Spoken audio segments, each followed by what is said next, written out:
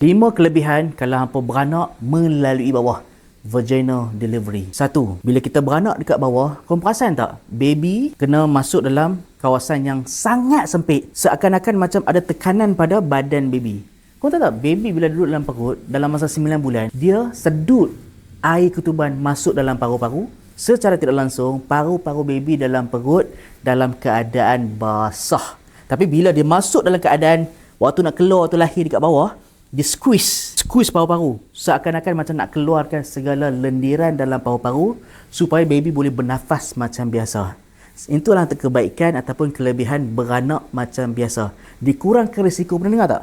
Pulmonary hypertension of the newborn. Ni kajian bawah ni. Pulmonary hypertension of the newborn, di mana paru-paru budak-budak masih ada air ketuban. Benda ni banyak berlaku dekat baby yang dilahirkan secara caesar. Dan jarang berlaku dekat baby yang dilahirkan secara normal. Yang itulah kelebihan beranak secara normal. Lepas tu nombor 2. Ada kajian mengatakan microbes ataupun kuman dekat usus baby untuk berlahir di bawah adalah jauh lebih baik dibandingkan dengan baby yang dilahir secara caesar. Sebab, kau tahu tak, bawah bahagian mak kita ni, bahagian isteri kita ni adalah ada kuman baik, lactobacillus, jenis-jenis bifidobacterium. Try bayangkan secara logik. Mereka tengok ni, proses melahirkan anak. Anak bila keluar dekat kawasan tu, secara tidak langsung, dia akan bawa sekali kuman yang berada pada kawasan private part dan masuk ke dalam mulut sampai ke usus baby. Secara tidak langsung, kuman yang pertama ada dalam perut seorang bayi itu adalah asal daripada kuman dekat kawasan private part mak tu. Yang itulah kelebihan nombor 2. Ingat, kuman dekat usus memberi gambaran awal kesihatan penghadaman baby tersebut dan juga kesihatan minda. Gut, brain, relationship, kan? Betul. Yang ketiga, kelebihan lahir secara biasa adalah pengorbanan seorang ibu. Walaupun sakit, aku tahu, beranak memang sakit.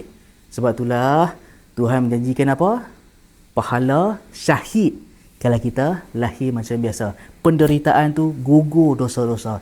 Sebab tu pengorbanan tu bukan sia-sia. Tuhan bagi ganjaran sebenarnya. Yang keempat, itu dari sudut Islam.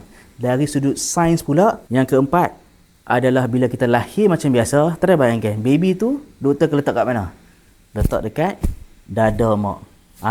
Yang ni satu lagi, sumber mikrobiom yang ada pada usus anak adalah lekat pada dada emak. Sebab dada ni penuh dengan ada kuman juga, betul?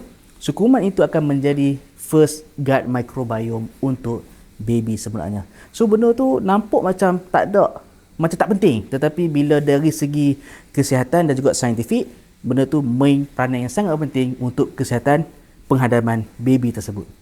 Penting kan? Itulah kelebihan-kelebihan beranak macam bawah.